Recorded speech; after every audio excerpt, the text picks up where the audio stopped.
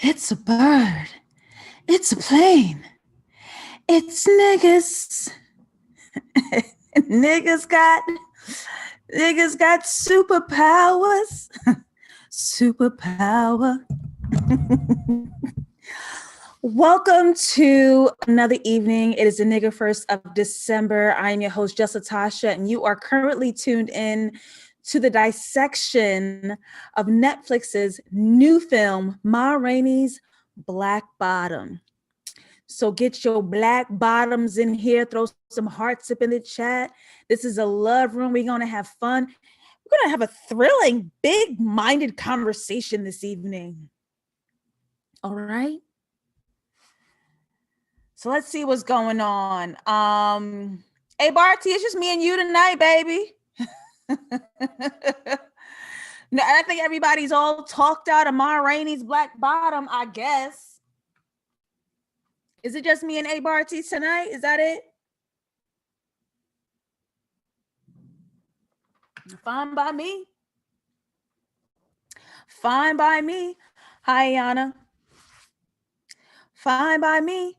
I am JustLatasha. If you guys are not following me on my social media, it's JustLatasha404 on Twitter, JustLatasha on Instagram. I am also on Clubhouse at JustLatasha, but I haven't started any rooms yet. We'll get to it. We'll see what I conjure up. Is that my light in your way? Yes, it is. Let's move that. Bow. Let's continue this experience by subscribing to the channel, giving this video a thumbs up, and I thank you all for starting to engage in the chat. Now I see my people.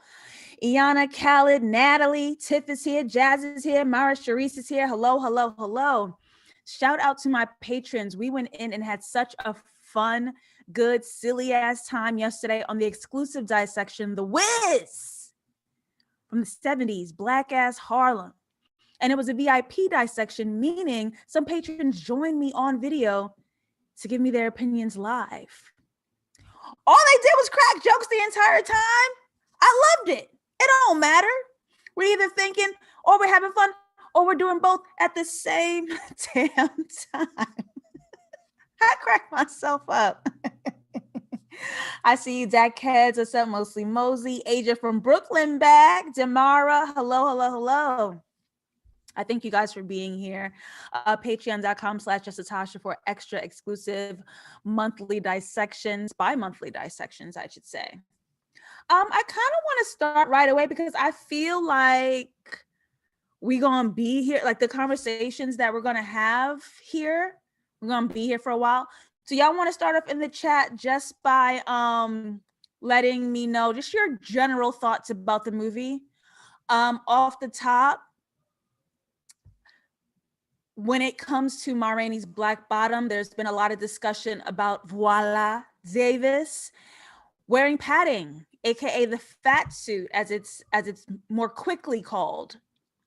And a lot of fat folks were saying that this was inappropriate to misshapen her body this way to perform a character that is Black, fat, and queer. More critique stemming from the way queerness was portrayed. In her lusting after this woman who didn't want her. A lot of critique with Viola Davis choosing to play this role. Many feel that it should have gone to an actually fat character, an actually queer actor. What are you guys' general thoughts on Ma Rainey before we dive in? Because we're just going to get this stuff out of the way because after this, we're talking about the movie. We're talking about film. Okay? Let's see what y'all are saying. Mara, happy belated birthday, boo. What's up, Meek is wisdom.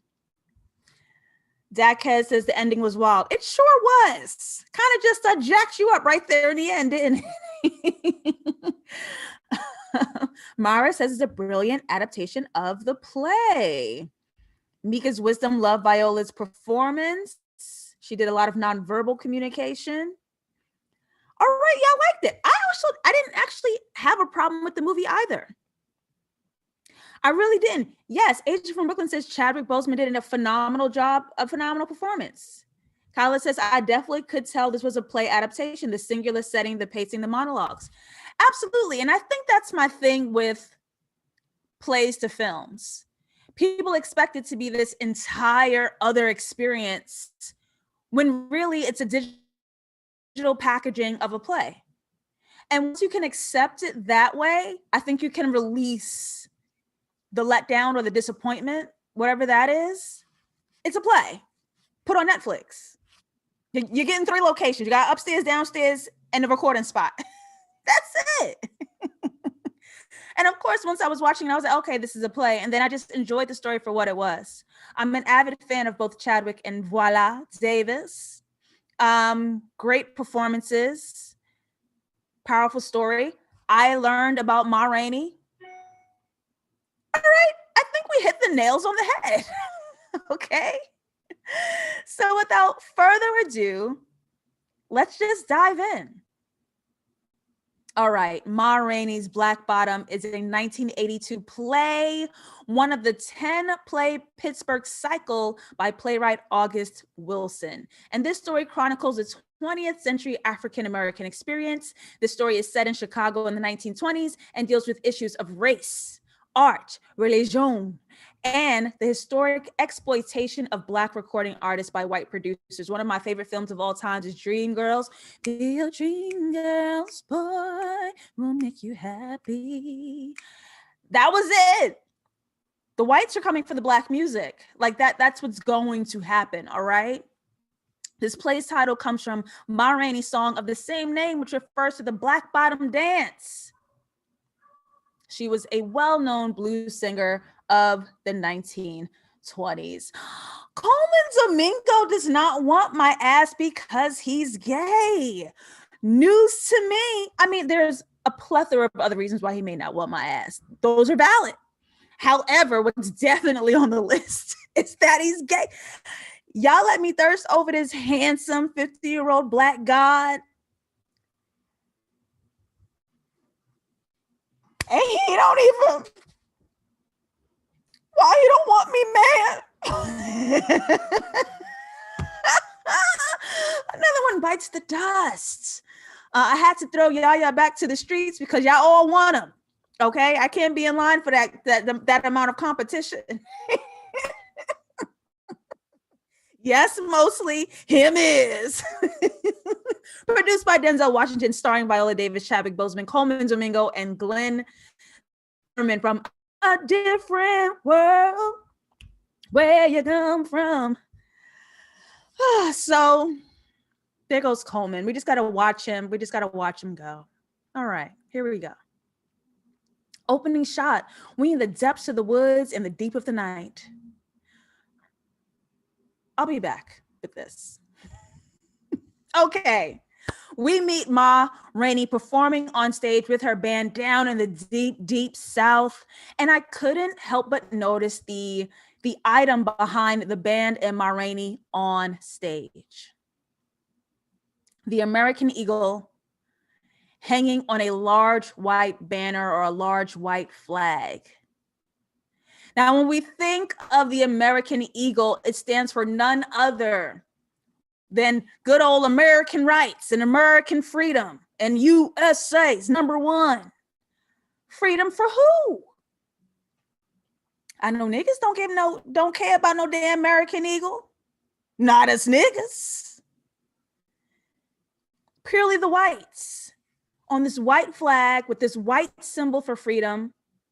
Their only way out using the vehicle of music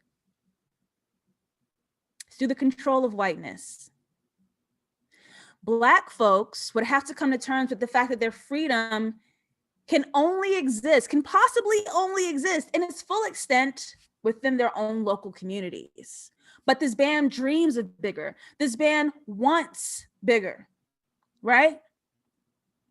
And it happens. They make it big, right? That white eagle backdrop morphing into this big red curtain. We're having a power struggle here between Ma Rainey and Levy. Ma Rainey, this is her show. This is her spotlight. Her name's on the marquee. But Levy don't like to play it back, so he's up there trying to steal the spotlight and act up. So when we see that white flag turn into this red curtain, I wanted to ask and just pose the question, where is truly freedom? Where is it? Is it here up north where all these Black folks are getting these new well-paying jobs, 3 times the amount than in the South, by the way, if you migrated to up north and Midwest? Is it here or is it where they came from? Let me see what y'all saying in the chat. What's up, CJ? Welcome to the room. Myra Cherise got it right there. The myth of making it when you were on the white man's radar. Hello? Hello? They got their eye on you. Well, let's explore a little more. Let's meet the producers. Irvin and Sturdivant, 2 white producers who are preparing to record songs for Ma Rainey's album. Let's look at the power structure. And if you guys are familiar with the dissections, you've seen this before. We've spoken about this before. How Sturdivant is sitting up high. He's elevated, obviously the boss, the leader stance, very powerful looking down, right? Versus Irvin, the pipsqueak, seen in that submissive overhead shot. One submitting to the other. We see who in their right mind has the power, who's in control of the spotlight. So let's see. Let's meet the band.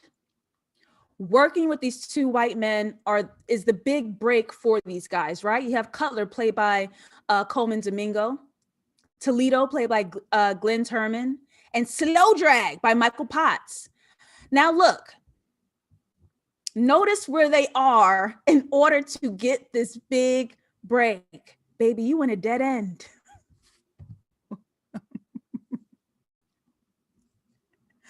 In order to make your dreams come true, these white men are leading you to a dead end. Versus these 2 white guys who own and run this whole studio and operation in this large open space room, well lit, huge windows. They got the whole world behind them. So I'm jumping into the chat real quick because I just want to do some color theory. I want to see where our minds was at. Did y'all notice the colors of the recording space? If y'all could see it here, I don't know how large your screens are at home, but if y'all could see it here, the recording studio's colors are split between half white and half green. How do we feel about this color theory? What are we inserting the meaning here? What meaning are we pulling from that? A half white and half green studio.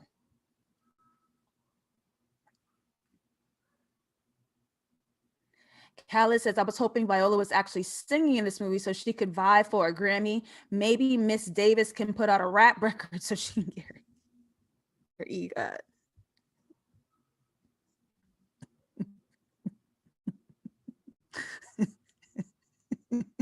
That'll get him. Viola the Stallion. That was also actually her not singing, the voice being re-recorded by a large, dark-skinned Black woman. More critiques claiming that this was borderline mammifying the Black woman's body, the large Black woman's body, and using a large Black woman to re-record the voice. Can Viola Davis sing? I can't remember if she can sing or not. Khaled coming in for the running to win tonight's dissection. First of all, I want to stop by Mika's Wisdom, who says the white Grinch stole our music because tis the season to be robbed by whites. Khaled said, green is capitalism and greed. White equals privilege. They go hand in hand. Who's controlling the money, baby? That white over green. Who's controlling that money, baby? Huge, huge, huge color theory here. Huge color theory here.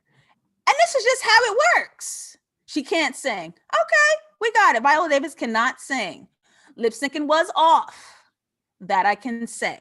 The lip syncing was off. I still had a good time. Shit. Okay. That's it. So let's meet Levy because he's late as hell. The band is already in there, setting up, going downstairs, starting to work.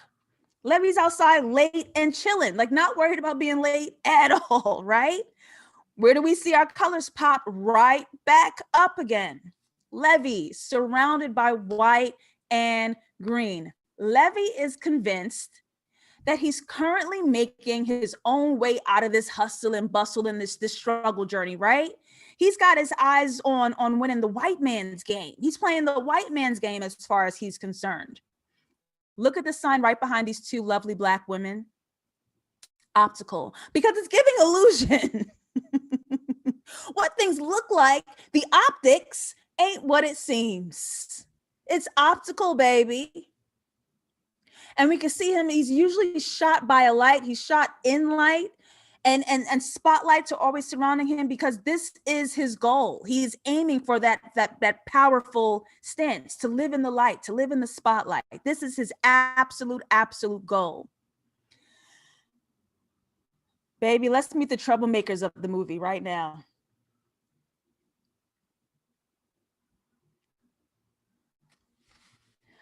Be Like Naya TV says, side note, knowing that Viola went to Juilliard and was in a Medea movie do not sit right with me.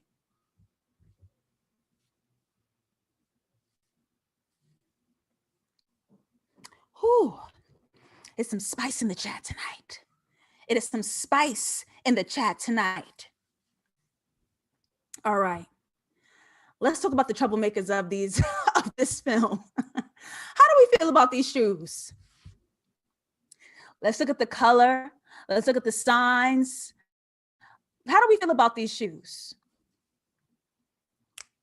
Put it on me.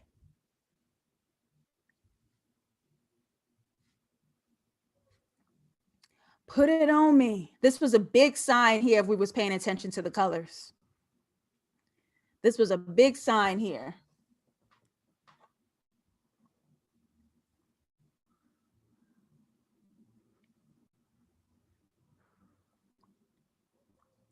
You got to stay hydrated. The shoes are symbolic, Sherry. What they mean? Let's see what they mean.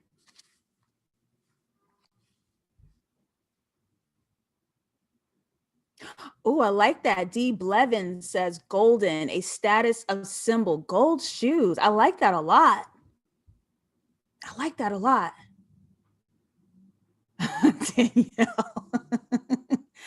Danielle says he got some gold bricks. So you missed the whiz dissection. You should have came with us yesterday over at Patreon. Marquise, what up, Keith, says America's finest. He believes that he can be the finest thing in American music. Seems like he wants to stand out, says Asia. Abarty says yellow represents hope. Khaled says those shoes are a false hope of Levy going for the gold. Oh, yes, Marquise. And I'm going to stop on Marquise right here. And this is what he can attach his worth to. Ding, ding, ding, ding, ding, ding, ding, ding, ding, ding, ding, ding, ding. Marquise running for the winner of tonight's dissection. The value of these shoes costs him so much, and we ain't even talking money. His self-perceived optical, his self-perceived value stems from these external items, America's finest. But we see that red peeking out. I'm not going to fully answer it here because we're going to be back. We're going to be back. Put a pin in it, okay? Put a pin right here. Let's move on. Again, using our angles of power, how the band, in order to rehearse and gather, must ascend. They sub-level, right? This is reminiscent of their value and their power when it comes to these two white producers. Y'all got to go down, right?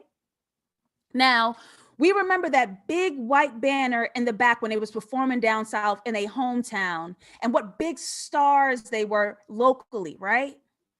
But now that they made it big, what size is that white square? What size is it? Dun, dun, dun, dun, dun. Look how little their spotlight has become. Look how little their dreams of making it out have become, right? Compared to the windows upstairs where the producers at. Their windows this big, the producers' windows are this big, right? How far we've come when we've seemingly made it so much further. Seems ass backwards. Let's get back to these shoes. And we're still not done with the shoes. Let's get back to these shoes. When Levy enters a room, his shoes enter first. Because Marquise said it.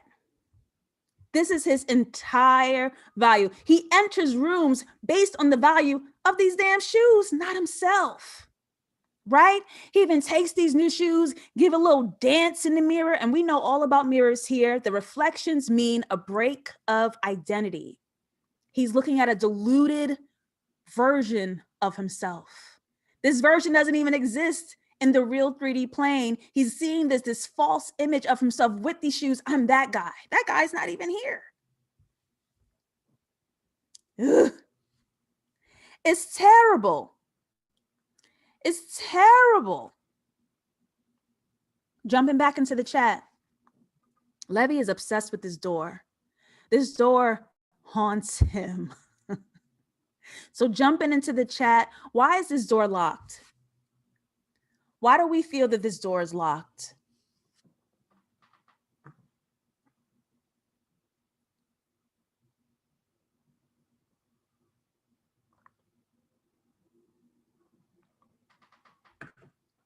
Ooh, Antaeus. Hey, Antaeus, long time no see. Says it looks like a prison cell. Just this basement looks like a prison cell. All that labor. What's up with this door? A. Barty says Levy's fixation on opening that door that led to nowhere. Come on, A, say that. Say that. What's up, Indy J? What's up, Melanin YC? Such a cute name, Melanin YC. Mara Cherie says the door represents the ceiling he's trying to break. I like it. The barrier to his dreams, says D. Blevins. Natalie says he's locked out of his dreams of making it. Meek is wisdom says something valuable or secretive is behind it. Keith says it's raising the stakes for later in the film, but it's something that he feels he can access or at least should be able to access. Khaled says because the white man has the key and doesn't want him in their world. Khaled, you're sending tingles in my spine. Be Like Naya says it's to symbolize him trying to play the white man's game. The songs he kept trying to get them to rehearse. That door is locked. That door is locked, locked, locked, locked, locked. A lot of y'all were hitting it. He's looking for that way out, right? He's looking for that come up. He's trying to access that space. He's trying to break that ceiling. I've heard it all in the chat, and I'm with y'all. He's trying to get somewhere, but this door is like, anyone but you niggas. Anyone but you niggas. But he's obsessed. He's obsessed with this supposed space, right? And as far as he's concerned, it's Levy versus the band. Y'all in the background, I'm the spotlight. Look where that light goes. It shines right on him, right? Just the way he wants, just the way he tried to get on stage the other night. This reminds me of Greek mythology, this story about Icarus, if you guys have heard before. It's the story of a really cocky young man who flew with man-made wings that were made with wax and feather. And in his arrogance with these man-made wings, he flew against everyone's warning way too close to the sun. The sun melted his wings and he fell to his death. The death of the ego. And you know what's the worst part about men, not men, but people like Levy. It's not just men, it's people like Levy, these really cocky, arrogant, young little know-it-alls, is when they got the stuff to back it up. Because then you can't tell them nothing. If you did all that talking and you suck, it's like, now we can humble you and beat your ass. But he's really good. So low key, it's really no talking to Levy because his songs is fire, beats fire, horns fire. He tickle your piano keys in the late of the night. You know what I mean? Levy's got the moves. All right. Levy has got the move, and you can't talk to a nigga like that. You can't say nothing to somebody who actually got the stuff to back it up. You can't say nothing to them. And that's what's so frustrating about a character like Levy. But we're going to move on and get back to Ma Rainey, because where has she been in Act 1? Okay, it's my only other critique. Where was she in Act 1? Hello? She's in a fancier place, a place made of luxury. Her windows, the windows that surround Miss Ma, are pretty damn big because she is the star. She is the moment. She is the spotlight. But let's not lose it here. She's descending. We meet her in a descent. She's coming down. And we're going to explore what that means as we move on into this film dissection. So, Slow Drag accidentally steps on Levy's shoes. And we've all called it before. You guys have said it in the chat. His shoes didn't get scuffed, but these shoes mean so much more to him. His ego did, right? Mr. Icarus himself with all that ego. His shoes wasn't the thing that was scuffed. His ego was scuffed, right? He's sitting here fighting with the band in order to be the standout, the leader, the star, the next mom. He's the problem. Like, you're the one agitating the space. I don't like people like that. When you the one bringing in the problems and you making us mad, but then when we bite back, then you act like you the victim. You're invading Slow Drag space. So now that he ain't got nowhere to move, he accidentally scuffs your shoe, and now you're over here crying about your damn shoe. Huh? Let's look at these power angles again, where he starts singing about these shoes and how good they are. Look how they put him in that power angle. That spotlight is there. Whenever you see his character, he's usually shot against a light bulb of some sort, because he's always, in his mind, in that spotlight. It's his, right? And here's the real thing. I'm gonna do some kind of corny here, but here's the real thing. He wants out so bad that he dreams about signing his soul to the devil. Let's go back to the shoes we saw in the window with that big red sign, America's Finest.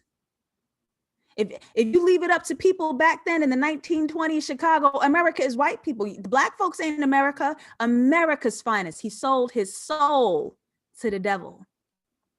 His soul and his shoe sole. His soul and his shoe sole. Sold his souls to the devil.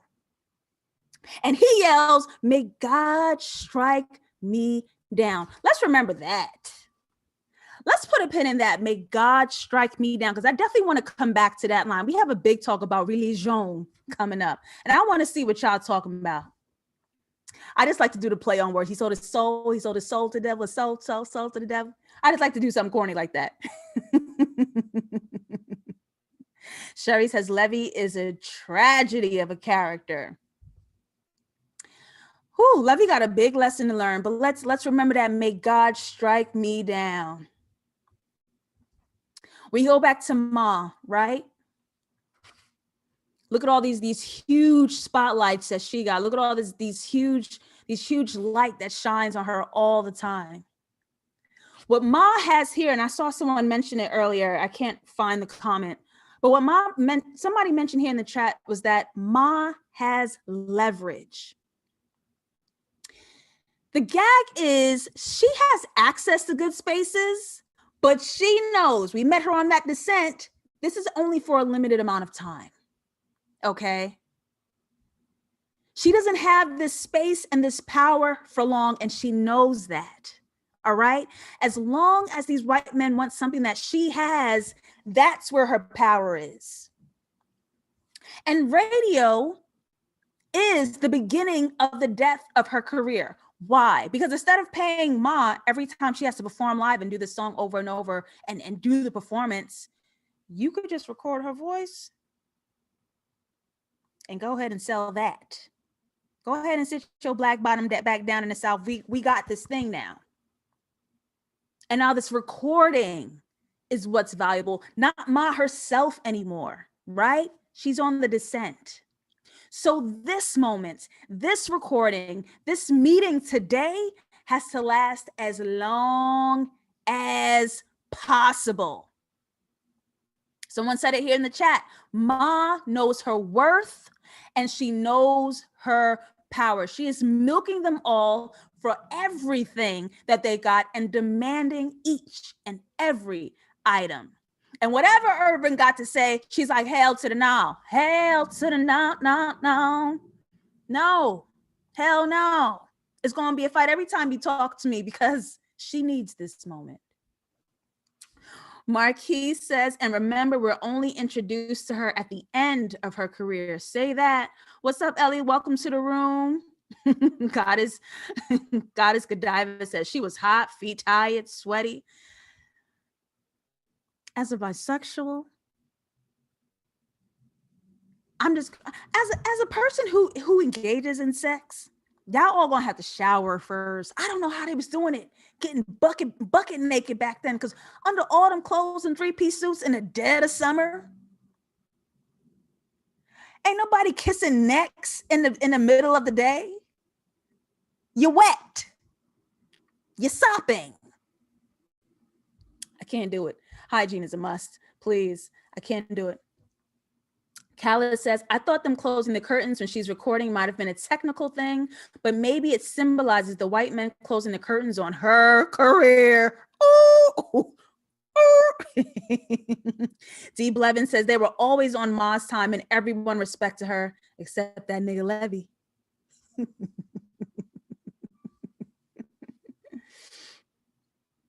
Sherry says, however, she didn't have to do that down south because she has more agency. The woman owned her businesses and didn't have to deal with white people. We're going to get to it. We're going to come back. Put a pin in that, Sherry. We are going to come back. There's a lot of things we're going to come full circle on here in this dissection. So let's move on. Let's meet Sylvester, Ma's nephew. And someone here actually said it as well, but I wasn't ready for it yet. Ma's smart. She's using her power for generational wealth. If he gets on the song, he gets paid and gets to support his family. Not don't take no cut of mine. Not I'm gonna support this whole team off my check. Nope. Each and every person on my team is their own employee. They all get their own payouts. He's going to get on a song and he's going to say this little part because he is going to get paid as a standalone employee on my team and go home and give that back to your mother, AKA my sister. Spread the wealth. They got the money to cut it. Cut it. So yes, he has the stutter and yes, she believes in him, but that's not necessarily what she was fighting for, right? Like all of that's in the bag. She's fighting to create the income for others instead of supporting everyone on her own dime, because that can only go so far. We all getting on. That's what that fight was about. Now we love to see nepotism. I can't. So let's get back into the haunting of Levy, who here is stuck between a rock and a hard place. Sturdivant is promising him what's essentially a pipe dream, right? His perceived way out. And Levy thinks after he does these songs and writes the music and hands in those favors, Sturdivant will promise to keep the promise to make him the next Ma. And so the camera holds on these two characters, Sturdivant and Levy, and transitions to Levy with this locked door behind him.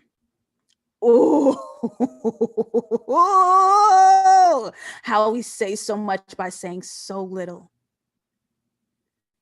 That door is still locked behind you. You just keep reaching for that spotlight, reaching for that spotlight. You see the bulb right behind him. He keeps reaching for that spotlight and he can't. He don't know that yet, but let's see. I want to have a conversation here. Levy's monologue. As a boy, he watched his mother get assaulted by 8 white men. And he took his daddy's knife to try to kill them, but got cut instead. And he argues with the band that he does not appease white people, but he's playing their game. He doesn't fear them. And I've spoken about this in several videos across this channel about respectability politics. And even when we say the raccoon, YouTube don't like that word. When we call people the raccoon, or we talk about respectability politics, when we're watching Black people play by the rules of white supremacy, and it's always something deeper. Believe that. It's always something deeper. When we see Black people going so hard to appease white supremacy, it's to assure their safety, right? Because essentially what they're doing is that they fear so deeply the rejection of whiteness, because usually white rejection leads to violence. Something really unsafe is coming for your head when you do not align with white supremacy.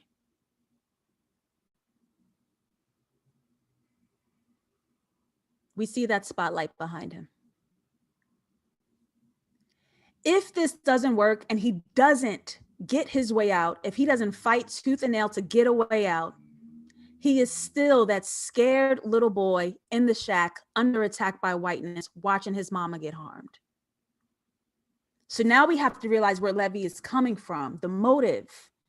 Internally, he needs to beat this. He needs to acquire the spotlight. He needs to open that door. He needs a way out. I think this is the ultimate fear. He's not scared. He's terrified. And usually the loudest person in the room is the shakiest. You don't really believe everything you come in here screaming, do. Your shoes came in here before you did. I don't know how many creators are in here, but when you go into these creative rooms and you find that them few loud niggas beating on their chest, they the best, they out here, and what they got lined up, they out here working because niggas is.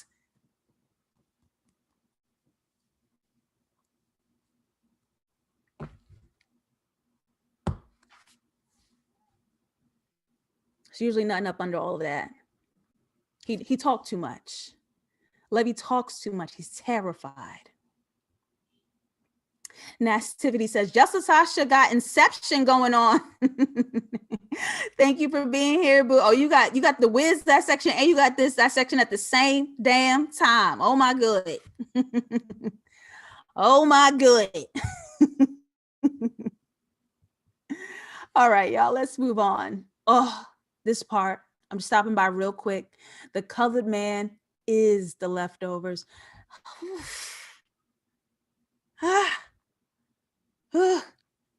With these beautiful portraits lined up of regular, beautiful Black folk, because this is what America wants us to think, that we the leftovers. But look how the light hits each and every Black person. We the star. These portraits are shot as if Black people are already in the spotlight, because there is no America without us niggas. And that's what you will know. You ain't putting the ingredients together to make the stew. Bitch, we the stew. What's up? Hashtag bitch, we the stew. All right, my Rainey says we ain't doing no moonshine blues song. We doing Black Bottom first, and that's it, and that's what up. Okay? And she's using her nephew to stall, because the longer the wait is for Sylvester to get this song right, his part first right, we can delay the rest of the recordings that I owe y'all, right? Riding this train for a long time. Y'all's gonna wait. We have a power angle here. Sturdy Vent and Irvin elevated under a spotlight in this producer's box. looking down submissively at Ma and her band. But Ma here is giving these men a hard ass time. I need my Coke. He gonna do the part. We ain't doing that song. She's putting up all these roadblocks for them, right? It appears Ma has power, but this comes back into fear too, because she's on the descent. It appears she has power with all that barking she's doing, but she knows after this moment is over, she hands all that power to these white producers. So this angle is actually the true power structure. Ladies, by the way, do not give it up until he got a band. Maybe you hustling backwards.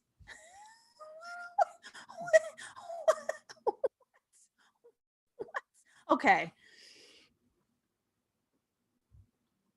Cutler has a huge monologue. Tells the story of a preacher harassed by a white group of men. And we discover here that Levy is a full-on atheist, right? We see that first picture where that spotlight is right behind him because there's a reason for his selfishness and his cutthroat maneuvers to get to the top. Levy learned through trauma that he's the only person that can save him. Wasn't God nowhere around when I was going through this traumatic ass time? Keep that. And we have this huge, violent response from someone who says he's a Christian. So I'm just going to toss this out there. We ain't got to do nothing with it. I just want y'all to sit it in your lap. Okay? Hold it.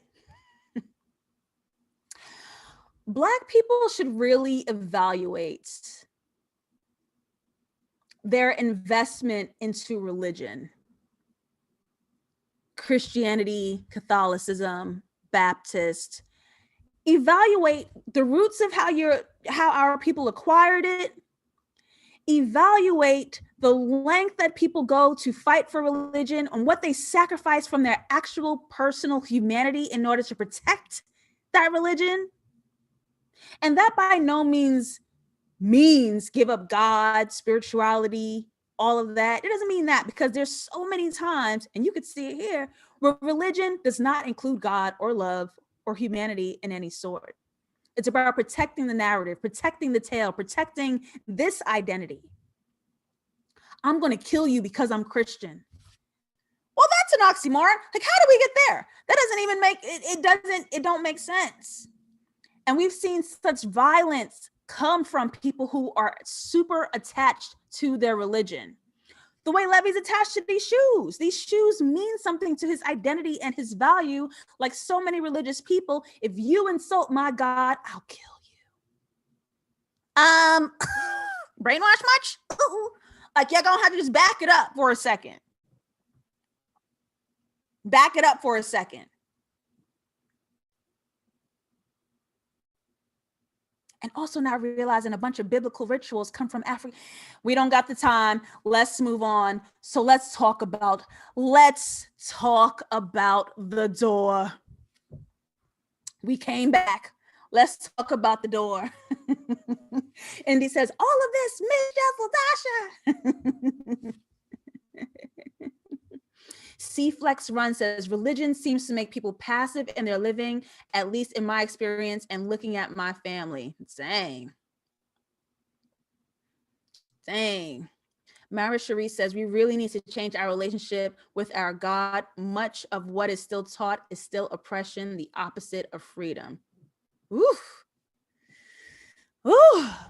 I want Coleman to rough me up. Anyway, let's talk about this door, because we've been meaning to come back here. Levy, with that face cracked, is officially fired from Ma's band. And we finally get that naggy door open to find out the spotlight that he's been chasing this entire time was a trap and a dead end all along. These optics, these illusions, these optics, these illusions, right? Another illusion falls. Ma Rainey holding on to the very last bit of power she has left. I've given you my voice. You have the recordings. And now all they need is for her to sign this talent release forms. And she tries to get out of there without doing it because they'll still need her for something. But she signs it. She releases her power once and for good. Hands all of the power over. This is it. This is the end of the road.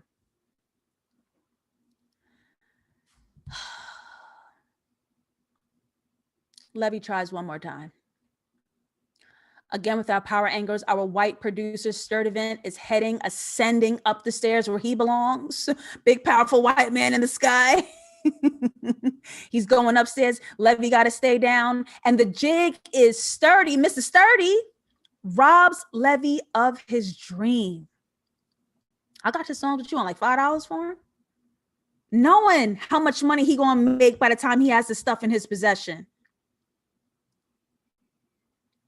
Sturdivant undersells Levy and lies to him by telling him his music won't sell. Nobody wants your shit. It's trash. Your song is trash. It's weak. It's loot. You will never be Ma. And Levy just tries one more time, comes up to try to balance the power, ascends the stairs with him. We see that spotlight right in the back, a little further away now, because it's leaving him. He's chasing, but it's leaving him. And it doesn't work. He cannot leverage his power. He has none. All he can do is beg.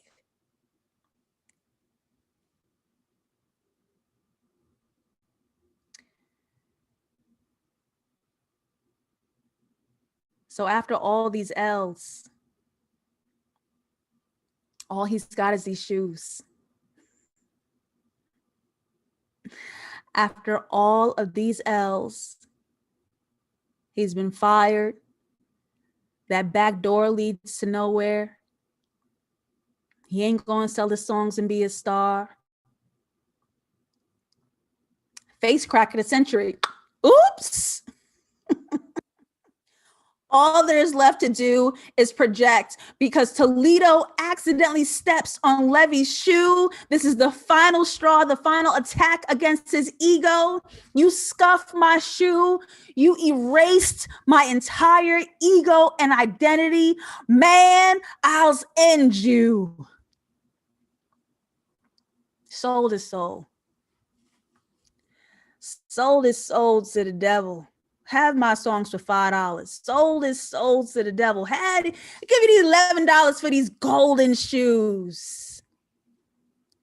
Levy taking out Toledo. No more spotlight. No more dreams. No more hopes. Just ego. Just vibes. No more spotlight. Just vibes.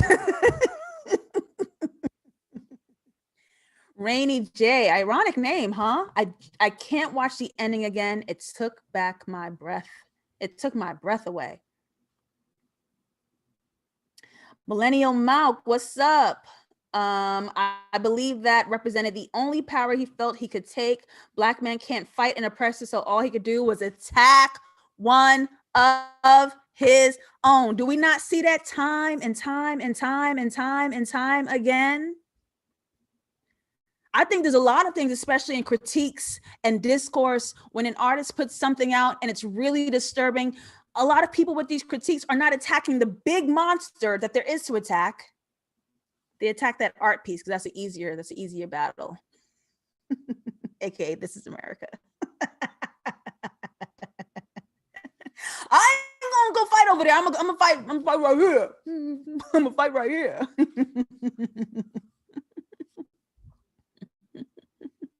C-Flex One says that shoe in the background haunting him. Marquis says Cutler's religion, Levy's shoes, Ma's music, etc. These are all parts of their identity. Their ministries were stolen. Perfect analogy to Black folks in the American music industry. Takes everything.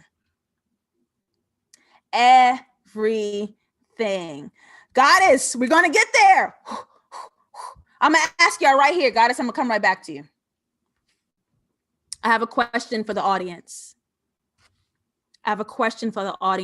Because earlier in this play, he dares God to strike him down. Go ahead and do it, coward. Is this the moment? Is this God's revenge on Levy? Where's your God? Go ahead. He can go ahead and strike me down. I dare him. I cut his heart out.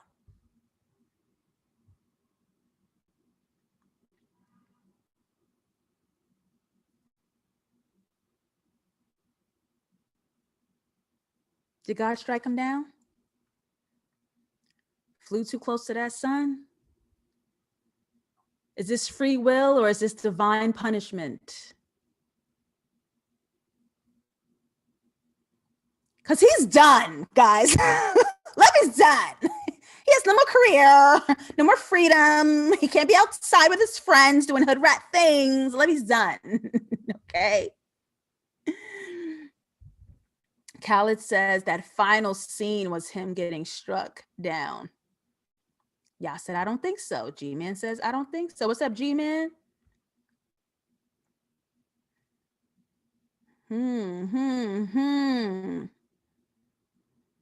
Rainey says, crazy because Slow Drag stepped on his shoes first, but before everything came tumbling down. Exactly. Because he had all these other hopes and dreams in the beginning. Like, that's just my shoe, whatever. Just watch where you going. Watch your feet, dude. Like, the hell? But now that he has absolutely nothing, these shoes are the last bit of his ego and identity that he has, and you scuffed them, boy, I'll tear you up. We can think about some of the Black folks that fight over silly things, because that's all they have. All you have is your respect. All you have is your block. All you have is your name, your family, your home. If that's all you have, you kill somebody for that. You kill somebody for that. Another question was, he's so fearful of losing to whiteness that he became what he despised. I'm going to get back to Goddess Godiva's comment. His story is similar to his dad's story. Got so focused on his goal, he hurt himself flying so close to that sun. Neither man reached their goals of revenge and success. The man ended up with his dad's property and Levy's music. The white man ended up with his dad's property. The white man ended up with Levy's music. Reenacting the traumatic experience of the violence the white people did in his house on his friend. What the white men did to him while his mother was being assaulted, he did to his own friend. His plan was to get the white man, but like his father, got hurt because the white man got him.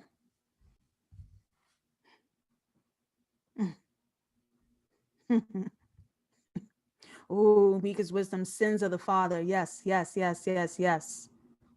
Who's in the spotlight now? The vet. Transferred to Cutler. A flawed man, albeit, but knows his role in his lane, knows where he shines.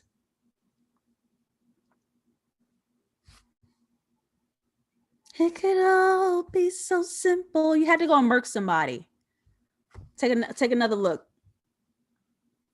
Let's take another look. White folks out here singing down to the jelly roll. Singing down to the jelly roll. Levy got bought out because his art has been given to white music, right? America's finest, the danger of America's finest, the danger of America's finest, the evil of whiteness and the evil of the music industry. That was a warning sign. That was a warning sign. Sherry says Levy had nothing left. His dreams died, and it really got when he finally breaks down the door and it all goes nowhere. Zylan says there is so much going on that wasn't even said in the scenes. That's why you need the visuals. This is why you need the visuals. The danger of America's finest. Sold, they sold to the devil. Now it brings me back here to the opening shot. Wondering why we opened in the night in the woods. Why we opened our film in the night and in the woods.